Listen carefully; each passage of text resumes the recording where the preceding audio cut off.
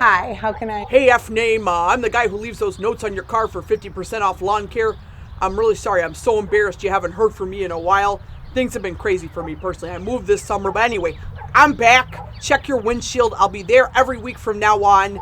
I'm really focusing on visibility this year. Oh, that's really okay. And he's gone.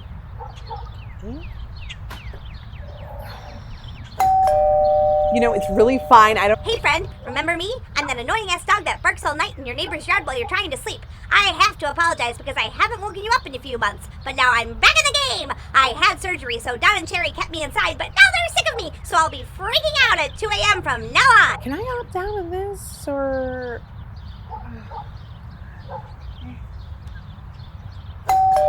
What? Greetings, valued customer. I'm the hamburger with the funny jingle you can't get out of your head. Miss me? It's been a while since you've heard from me. I fell off the jingle wagon, but now I'm back, and I'm here to annoy the ever-loving crap out of you. No spam, just beef.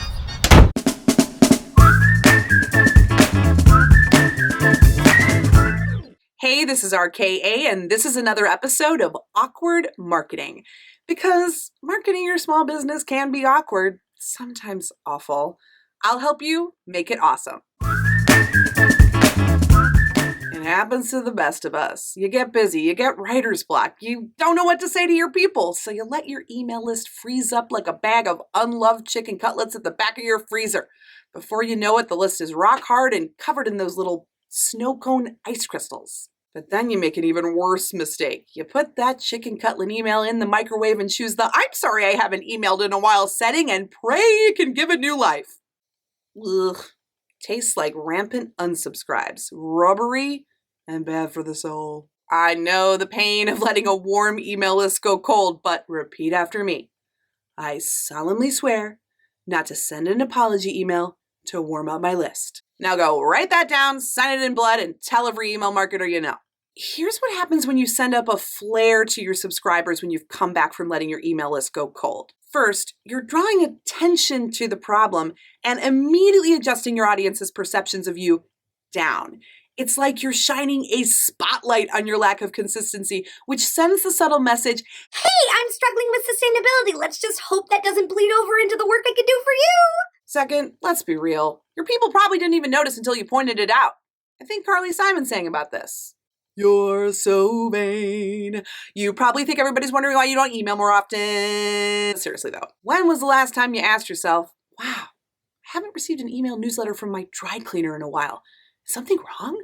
Should I check on them? Or why hasn't my lawyer sent me an email digest this month? I demand an apology. Your audience isn't keeping tabs on the last time you emailed them. And now you've gone and drawn attention to it. And you've gotten on your knees and apologized for something that you don't need to apologize about. Finally, and I say this with love, nobody cares. What I typically see with cold list apology emails is a long paragraph explaining the absence. Things have just been so crazy over here. Stop.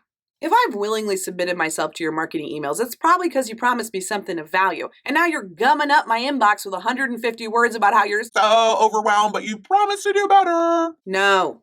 Don't do it. Now, I'm not saying that if you've let your email list go cold, you should just throw it away and start over. You can defrost it. And yeah, expect that some of those subscribers will be lost to freezer burn. But instead of drawing attention to something you've done wrong, there's a better way. That's a win for everyone. Here are my do's and don'ts for warming up a cold email list. Number 1, don't send an email that says, I'm sorry you haven't heard from me in a while, but now I'm back and look forward to hearing more from you soon. Okay, thanks, bye. You just emailed me saying you're sorry for not emailing, but now you're emailing again, so look forward to more emails?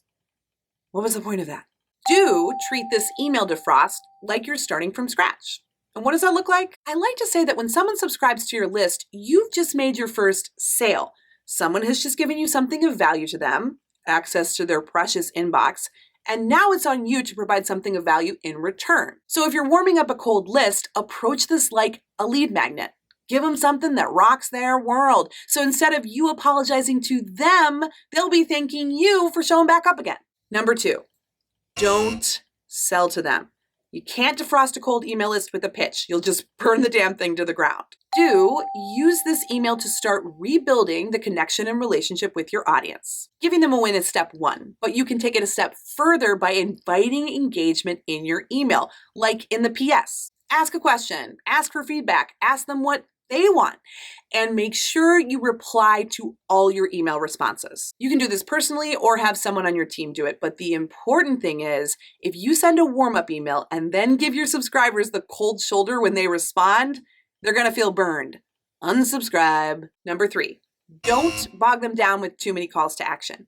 If it's been a while, you might be tempted to fill them in on everything going on with you. Read this blog, see this media feature, go follow me on TikTok. You give them so many things to click, they get overwhelmed and don't click anything at all. Do always stick to one core call to action. And maybe that call to action is just to hit reply on this email. This is a rule not just for warm-up emails, but any emails you send. Too many calls to action make people want to run and hide, and it tanks your click-through rate. We are bombarded with information all day long. Give me one thing to do. Just one. Number 4, finally, don't go silent again. The only thing worse than the "I'm sorry it's been so long" email is sending it and then waiting another 3 months to send an email again. Do create a schedule that you can actually stick to. You don't have to email people weekly if you can't keep it up sustainably. This is where freezer burnout comes from. Choose a frequency that makes sense for your business, your time, your resources, and when you set yourself up for success in this way, you'll have nothing to apologize for. Sorry, not sorry.